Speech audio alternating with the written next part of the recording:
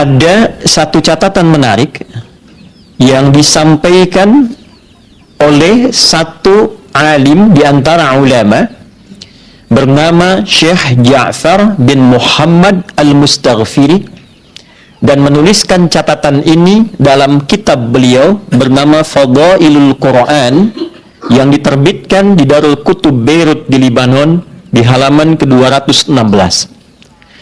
Catatan ini menampilkan satu kisah yang cukup menarik di halaman pada kitab yang disebutkan tadi.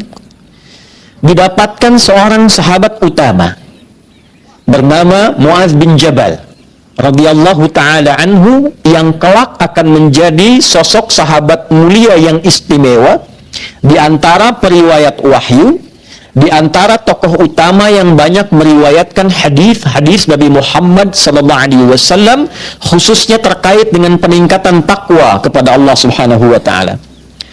Ternyata dalam kesempatan Jumat, di awal masa Jumat itu, beliau tidak didapati oleh Nabi sallallahu alaihi wasallam di Masjid Nabi dalam suasana Jumat. Lantas selepas itu dicarilah oleh Nabi sallallahu alaihi wasallam, ditanyakan kepada para sahabat. Ketika didapati Mu'adz bin Jabal ini ternyata tengah berlindung, bersembunyi di rumahnya, karena mengetahui saat akan berangkat Jumat dia sudah dihadang oleh penagih hutang. Beliau terjebak dalam satu hutang, kemudian tahu penagih hutang itu menunggu dalam kesempatan Jumat Mu'adz akan keluar, dan merasa belum punya kesiapan untuk membayar di hari itu, sehingga menyimpulkan, saya menetap di dalam rumah untuk menghindari konflik sebelum menuju ke arah Jumat. Hadirin, yang paling menarik, tahukah apa yang kemudian direspon oleh Nabi SAW? Nabi tidak mencela sikapnya. Nabi melihat keadaannya sesuai dengan porsi dan kondisinya. Di awal masa-masa Jumat, belum turun yang ketat tentang ketentuan Jumat, belum memahami tentang hakikat Jumat. Nabi menempatkan keawaman Mu'adz pada saat itu sebelum menjadi seorang alim yang sangat istimewa. Sikap berikutnya, orang belum tahu, diberitahu, bukan dicela, bukan dimarahi, bukan dijauhkan, bukan dipersekusi. Maka Nabi datang dengan kecerahan yang luar biasa, dengan wajah yang sangat memikat, dengan keadaan yang sangat luar biasa dan istimewa, dan mengatakan kepada Mu'adz dengan solusi, bukan dengan celaan, bukan dengan desakan, bukan dengan pertanyaan yang menambah beban, tapi dengan solusi. Kata Nabi SAW, maukah engkau aku ajarkan ayat dalam Al-Quran yang jika engkau baca akan ini, bila pun kau memiliki tumpukan hutang segunung Uhud, Allah berkenan akan memberikan limpahan rizki kepadamu yang melepaskan engkau dari jeratan hutangmu. Maka disampaikanlah kemudian oleh Nabi SAW firman Allah Subhanahu wa ta'ala di dalam Al-Quran surah Ali Imran di ayat yang ke-26 dan ayat ke-27. A'udzubillahi minasyaitonirrajim. Bismillahirrahmanirrahim. Qulillahumma malikal mulki tu'til mulka man tasha' wa tanzi'ul mulka mimman tasha' wa tu'izzu man tasha' wa tudhillu man tasha' biyadikal khair innaka ala kulli syai'in qadir. Tulijul laila fil nahar wa tulijul nahara fil lail wa tukhrijul hayya minal mayyiti wa tukhrijul mayyita minal hayy wa tarzuqu man tasha' bighairi hisab.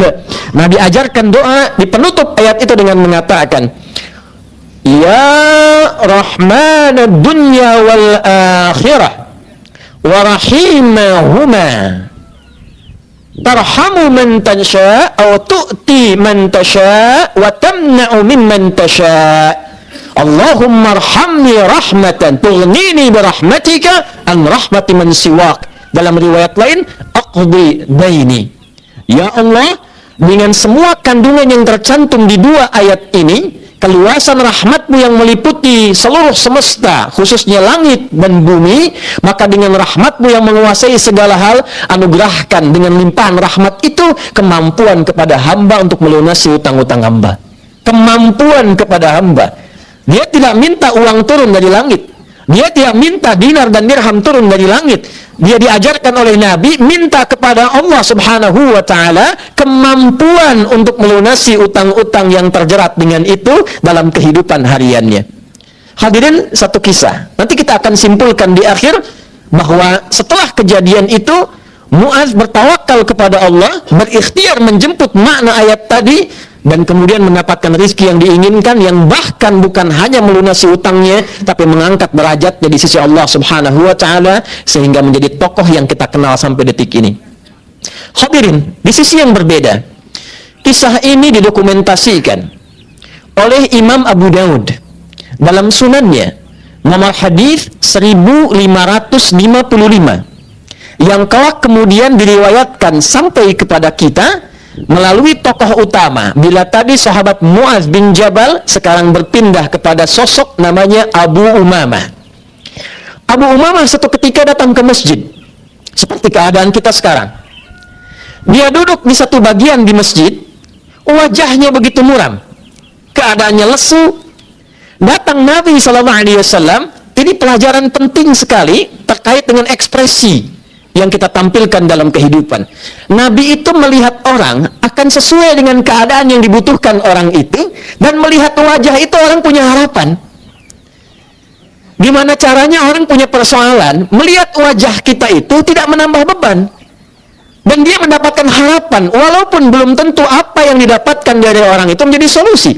Tapi setidaknya sebagai seorang muslim, bertemu dengan siapapun, bagaimana orang itu bisa gembira, melihat pada diri kita ada kebaikan, melihat diri kita mendapatkan satu harapan-harapan kemuliaan. Tidak pernah didapatkan gambaran dari wajah Nabi Muhammad SAW ketika dipandang oleh siapapun, dilihat oleh siapapun, kecuali mereka gembira memandangnya, mereka punya harapan dalam pandangannya, dan mendapatkan kasih sayang dalam pertemuannya. Itulah ainur rahmah, cara pandang Nabi SAW.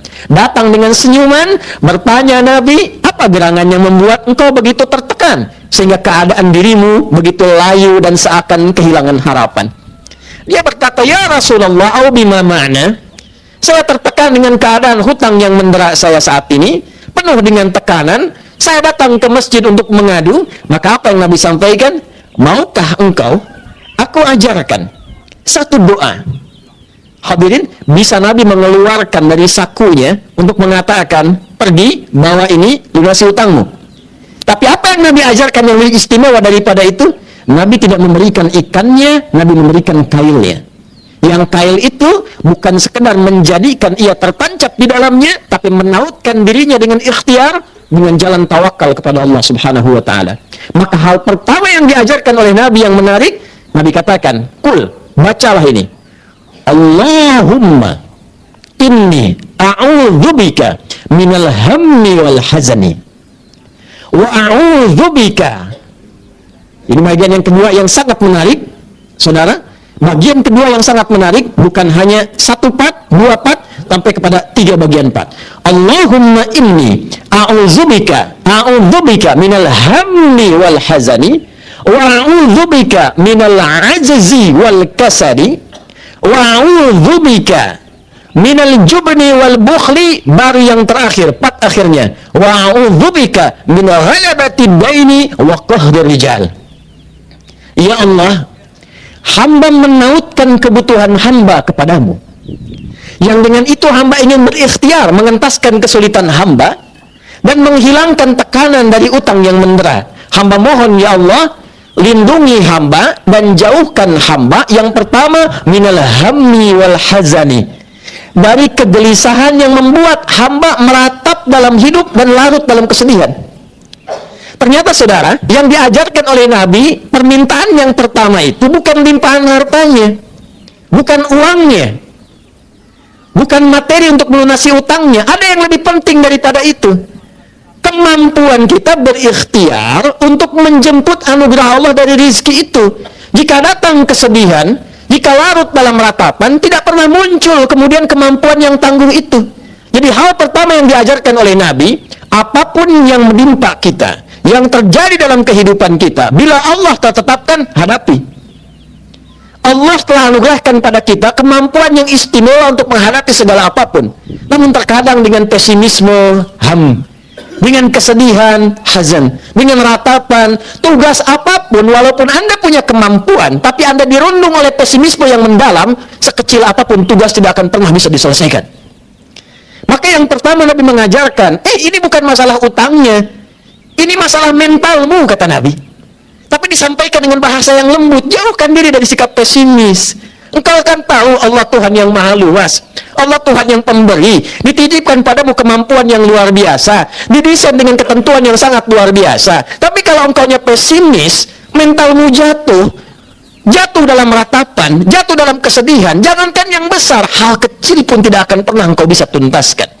Maka doa yang pertama memberikan motivasi, mengangkat semangat kita, apapun yang ada di hadapan kita, tugas apapun, Allah telah berikan kemampuan pada kita untuk menyelesaikannya jika kita selalu optimis menatap setiap peluang yang ada di hadapan kita. Allahumma inni a'udzubika minal hammi wal hazani wa minal ajzi wal kasal, dan dari sifat lemah diri dan pemalas.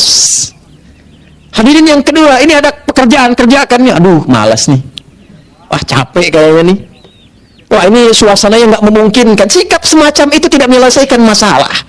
Maka ternyata di samping ada kemampuan positif dalam diri kita untuk menyelesaikan berbagai hal, ada juga bagian tertentu yang kadang diprovokasi oleh setan untuk muncul melemahkan sikap optimis kita. Rasa malas itu tidak positif, merasa lemah itu tidak produktif. Kalau Anda ingin menyelesaikan tugas, proyek sebesar apapun, tampilkan sikap optimisme. Jauhkan sikap malas, datang lebih awal, kalau perlu pulang lebih akhir, koordinasikan dengan baik, tampilkan sikap optimis yang mendalam. Tugas, setidaknya dengan optimis, setengah pekerjaan kita selesai dilakukan. Itulah sebabnya kenapa sa'i diawali dengan sofa dan menjemput marwah. Marwah itu puncak harapan tertinggi yang ingin kita raih. Sa'i itu bukan lari-lari kecil. Sa'i itu dalam bahasa Arab artinya usaha yang serius, yang sungguh-sungguh. Sekalipun untuk mencapai itu Anda mesti berlari. Tapi dimulai dengan sofa, dari kata tasfiyah, menyaring sesuatu yang kotor sehingga melahirkan yang bersih. Anda ingin menyaring satu air yang sudah Anda pompa sehingga lahirnya jernih. Anda saring yang kotornya keluar, muncul jernihnya. Itu tasfiyah saringannya, yang sikapnya disebut dengan sofa, yang keluar disebut dengan sufi. Itu sifatnya. Jadi ketika kita sifatnya bersih, saring, malas, saring, ratapan, saring, pesimis, hilangkan, kelemahan, jauhkan, optimis, majukan. Maka orang yang bergerak dengan sikap-sikap positif, dia sudah ada di puncak bahkan sebelum dia bergerak dan menjemput marwah yang dia inginkan. Allahumma inni a'udzubika minal ajzi wal kasali wa a'udzubika minal jubni wal bukhli. Dan aku berlindung padamu ya Allah dari sikap pecundang dan pelit. Setelah dapat rizkinya, setelah dia berusaha, setelah diberikan kemampuan, ternyata tak punya kemampuan untuk berbagi. Itu disebut oleh Nabi, orang yang dititipkan rizki, dengan peluang dia mencari amal soleh dengan rizki itu, mudah bagi Allah titipkan pada hamba yang lain. Tapi ketika Allah titipkan pada dirinya, baik dengan ilmu, dengan kedudukan, dengan harta, bahkan dengan tenaga, ternyata hikmah dibalik semua titipan itu agar kita mencari legasi terbaik sebelum pulang kepada Allah. Jadi kata Nabi, kalau ada orang diberikan kelebihan setelah dirinya cukup, keluarganya cukup, kerabatnya cukup, dan dengan itu dia menatap kebaikan ke depan, belum mampu untuk menggunakan itu sebagai instrumen beramal soleh, disebut oleh Nabi sikap pecundang seperti itu. Hanya mementingkan keadaan dirinya yang belum tentu semua yang Allah anugerahkan pada dirinya itu bisa membuat dia abadi dalam kehidupan. Maka ini bagian ketiga, baru setelah mentalitas itu kuat, aku optimis, aku bisa mengatasi masalah ini, semua tekanan aku tepikan, sekarang aku menatap masa depan, dan bila aku dapatkan, aku akan menjadi pribadi yang lebih baik setelah mendapatkan itu. Baru diajarkan yang keempat, wa'udzubika min ghalabatid daini wa qahrir rijal. Baru minta sama Allah, ya Allah sudah siap aku sekarang untuk memohon kepadamu, limpahkan rizki kepadaku untuk melunasi utang-utangku dan bebaskan aku dari berbagai tekanan yang menekan dalam hidupku. Saudara, ini mentalitas. Seringkali orang menyampaikan redaksi hadis ini dengan sekedar amalan-amalan ritual verbal. Baca ini pagi, baca ini sore. Anda baca, tapi kalau Anda mentalnya masih lemah, masih pesimis, tidak pernah optimis menatap kehidupan, tidak akan pernah apa yang dijanjikan itu turun. Kecuali sekedar jadi amalan-amalan rutin. Ibadahnya betul, ada. Pahala ada. Tapi apa yang kita dapatkan dari situ belum tentu diraih menyelesaikan masalah kita. Lantas dengan itu Anda salahkan hadisnya. Saya sudah baca ya Allah, ya Rasulullah saya sudah amalkan, kenapa utang saya belum lunas? Mental Anda belum sembuh. Sikap kita mengatasi masalah belum turun. Bagaimana Allah memberikan solusi pada orang yang belum siap, sedangkan Allah Maha Adil tidak akan pernah memberikan tugas pada orang yang tak mampu menunaikannya. La yukallifullahu nafsan illa wus'aha. Maka di antara amalan Jumat, datang seorang yang pada masa itu masih zaman perbudakan, maka tuannya mengatakan kepada budak ini, jika engkau mampu memberikan kepadaku jumlah sekian sebagai utangmu, ya, utangmu yang dihitung saat engkau menjadi budak ini, aku merdekakan engkau. Maka datanglah orang ini kepada sahabat Ali bin Abi Thalib radhiyallahu taala anhu karramallahu wajhah. Maka ketika datang, Ali mengamalkan sunnah Nabi sallallahu alaihi wasallam. Kata beliau, alih-alih memberikan bantuan berupa materi, kata Ali bin Abi Thalib, maukah engkau aku ajarkan satu doa dari Nabi sallallahu alaihi wasallam, dari Nabi sallallahu alaihi wasallam bersanad. Maukah engkau aku ajarkan satu doa dari Nabi sallallahu alaihi wasallam yang jika engkau bacakan ini, yang kelak oleh para ulama didokumentasikan sebagai doa yang sering dibacakan dalam Jumat, khususnya dalam kesempatan duduk di antara dua khutbah itu. Maka diajarkanlah oleh sahabat Ali bin Abi Thalib radhiyallahu taala anhu, Allahumma kfini bihalalika an haramik wa aghnini bifadlika amman siwak. Dalam riwayat lain, Allahumma kfini bihalalika an haramik wa aghnini bita'atika an maksiyatik wa bifadlika amman siwak. Ya Allah, mohon cukupkan hidupku dengan semua yang halal darimu saja, dan jauhkan aku dari perkara-perkara haram yang tidak ditetapkan olehmu. Dan mohon ya Allah, kayakan aku dalam hidupku, pertama dengan amalanku kepadamu. Jadi mendahulukan amalnya untuk bekal pulang. Ini orang visioner, karena doanya dari Nabi. Anda mau datang ke sini, ke Sudirman, ke masjid ini, bukankah butuh bekal? Anda pulang, tak mungkin pulang tanpa bekal. Anda mau pakai kendaraan, butuh bensinnya, ada bekalnya. Besok lusa, waktunya tiba, kita pulang menghadap Allah, pindah tempat, sama-sama butuh bekal. Saudara, dengan logika yang sama, bekal apa yang kita siapkan kalau kita pulang kemudian kepada Allah? Kan hukum pindah tempat itu mengatakan secara logika mesti ada bekal. Anda pindah dari Jakarta ke Bandung, mesti ada bekal. Interdunia saja Anda perlu bekal. Sekarang Anda pindah alam, pindah dimensi, dari dunia ke akhirat. Pertanyaan dasar pertama, bekalnya apa? Beruntungnya, berbahagianya kita sebagai muslim, semua konsep kehidupan itu jelas. Di alam kubur bekalnya ini, amalannya ini, pertanyaannya ini, keadaannya begini. Di akhirat bekalnya ini, caranya begini, kehidupannya begini, mengatasinya begini, solusinya begini. Anda silahkan cari di buku manapun, referensi manapun yang menjelaskan etapa kehidupan dengan semua solusinya, Anda tidak akan temukan, kecuali dalam petunjuk-petunjuk keislaman, baik dalam Al-Quran ataupun hadis Nabi Muhammad SAW. Bekal kita apa? Maka ketika meminta orang yang visioner berpikir panjang, diajarkan oleh Nabi, hei, engkau tinggalkan dunia, sifat dunia hilang. Engkau pejabat, meninggalkan dunia, jabatanmu hilang. Silakan Anda cek di semua makam nisan kuburan, apakah jabatan disebutkan? Anda hanya akan temukan harapan tertingginya bukan jabatan, almarhum. Almarhum itu yang disayang oleh Allah. Bagaimana kita pulang disayang Allah? Bagaimana bisa disayang? Kalau untuk salat belum semangat, untuk baca Quran belum mampu, semangat tidak ada. Nabi menghargai orang yang ingin baca Quran dengan segenap kemampuannya, walaupun dia belum fasih membacanya. Nabi katakan falahu ajran, dia dapat pahala 2 kali lipat. Orang yang lancar gampang baca Quran, yang tidak lancar pengen dia bisa baca saja, kata Nabi falahu ajran, dia dapat 2 pahala. Pahala keinginan kuat dia untuk membaca, dan yang kedua pahala dari semua bacaan yang bisa dia kumpulkan. Tapi poinnya adalah akhirat didahulukan.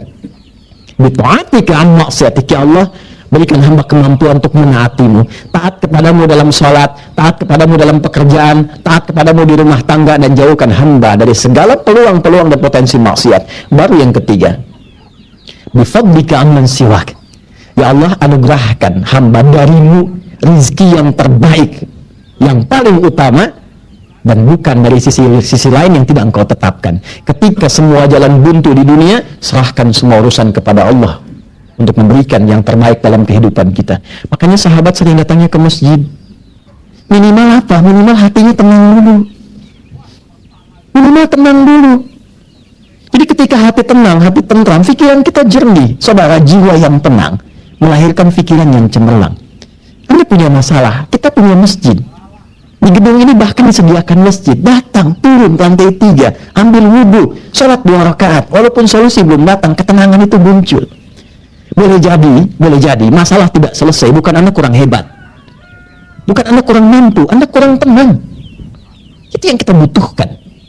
Hadis-hadis ini mengajarkan kepada kita bahwa yang pertama, Islam tidak melarang kita berutang, tapi lebih menganjurkan kita untuk mengurangi beban-beban kehidupan. Jika tidak dibutuhkan, tidak perlu dilakukan. Tapi jika itu bagian dari tuntutan, tidak mengapa, asal punya keinginan kuat, komitmen yang sama juga untuk melunasinya. Itulah sikap gentle yang diajarkan dalam Islam. Anda berani minjam, Anda harus bisa berani melunasi. Ketika Anda meminjam, Allah menetapkan di saat yang sama Allah memberi hukum, dia bisa melunasi. Itu kaidah yang pertama yang dibangun oleh Nabi SAW. Bahkan Nabi pun berutang.